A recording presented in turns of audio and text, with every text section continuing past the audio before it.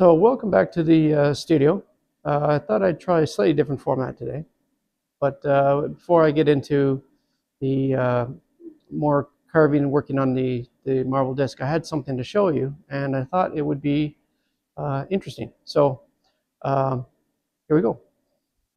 So I have stashed here down at the corner an old antique French mantelpiece that um, we had sitting out back for a few seasons, and it was previously painted. But it's obviously got a lot of damage to it.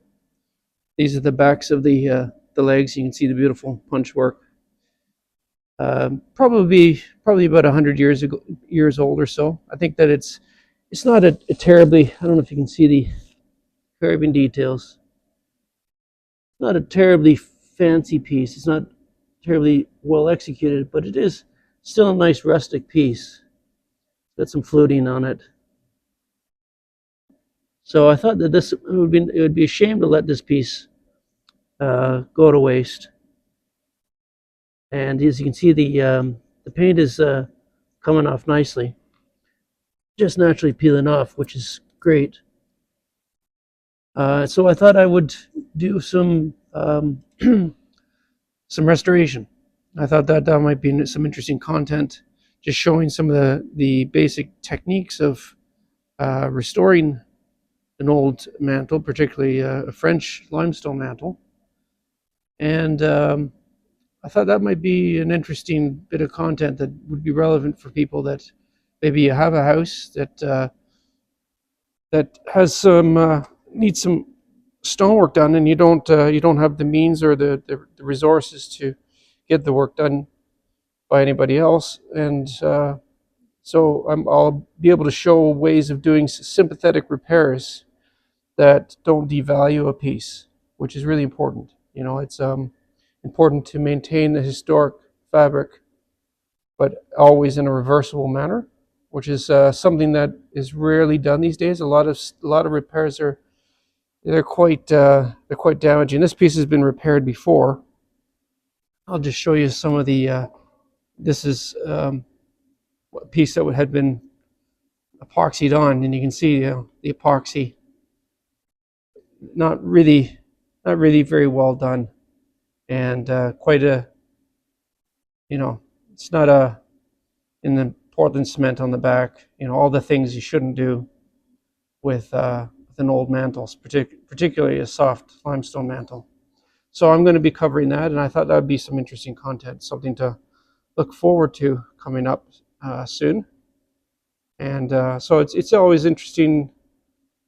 I've got lots of different things that I would like to show and cover, and stuff that I think is relevant to people. So yeah, so I just thought I'd share that, and something to look forward to. And it's maybe hard to visualize for most people what this piece will look like, because it just looks like a stack of rocks right now. But believe me, there's a full mantle there, and yeah, it'll be a nice little piece. So something to look forward to coming up.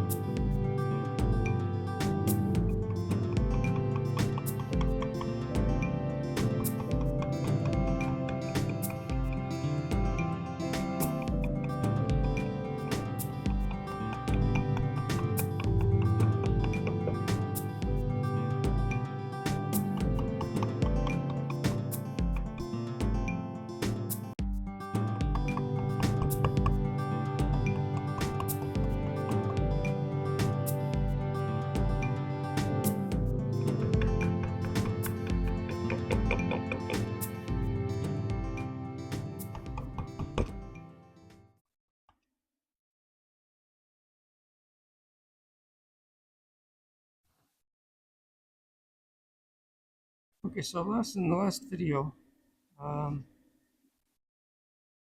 think that we left off with I was rounding in this roping, and as you can see, right now what I'm going through is I'm doing all the refinement, and I've been working away at this for a while.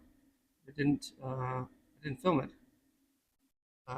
just simply because you can only film so much, and it's probably not that interesting for most people. So I'm trying to make my content relevant for as broad of an audience as possible. So, anyways, currently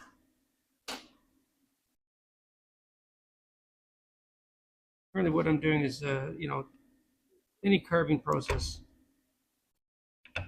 involves starting out with thicker stock and then refining it, bringing it into refined sizes. So that's currently what I'm doing is I'm going through and I'm balancing out all the uh, all the various uh, lights and spacing within the chase.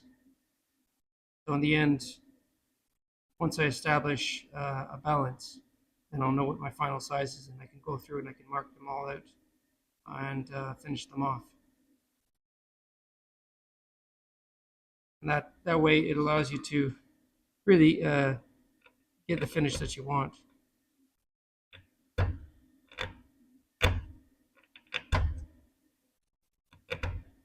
So for a lot of this, I'm able to just push the chisel through because it's relatively soft material. This is the onyx.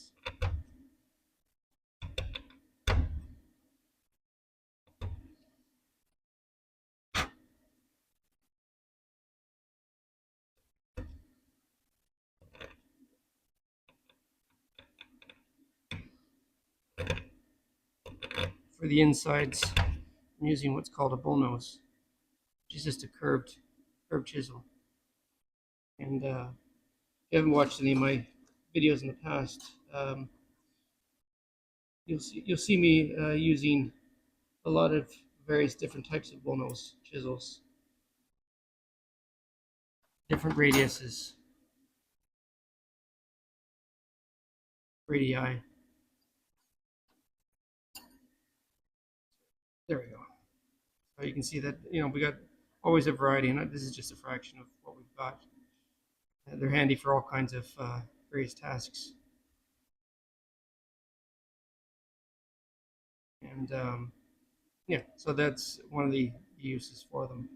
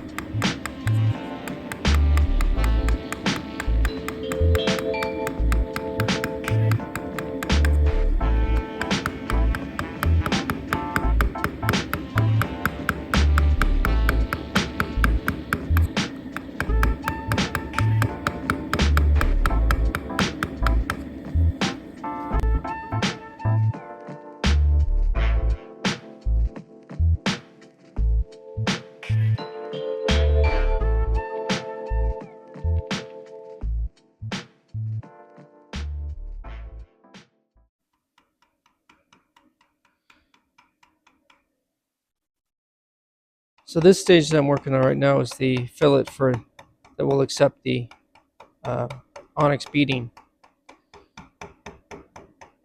I described that in my last video.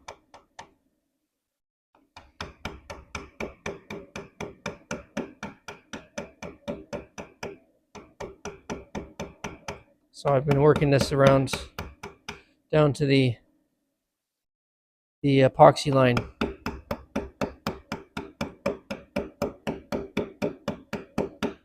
And then the onyx will sit in it and over the lead edge.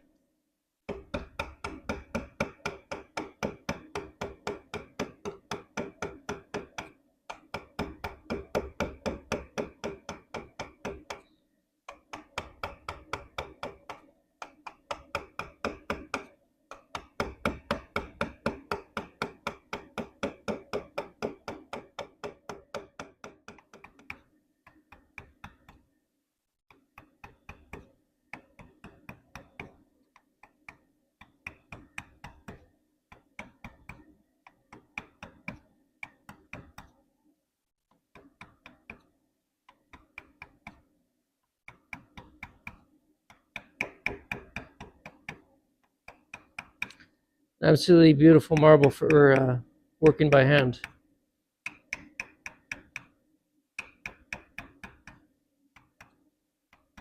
This marble, it's very soft and very consistent. It has some hard spots in it, but it's the cut of these forged chisels into this marble is just, it's delicious.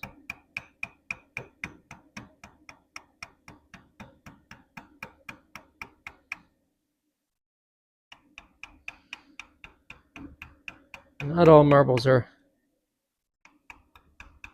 nearly as soft as this. Some marbles are quite difficult to work. So it's always a delight when you get to play around with some of these nicer, more cooperative marbles.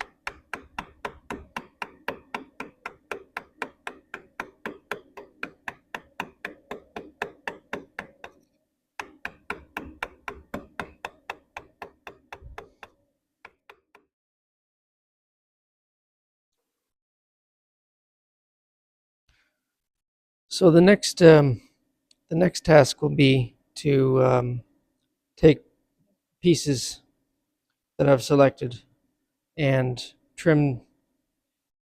cut them to the radius of the sections, and cut them into various sections that'll be all made up of pieces all the way around to make good use of it. So I've got random pieces such as these that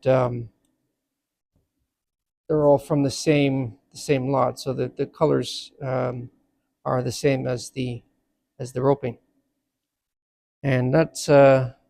So this will sit in and around that niche, and then it'll be flush with the outer edge, if that makes sense. So that's currently what I'm working on. Once I get the fillet finished off, it's a bit of extra effort, but I think it solves a lot of my problems.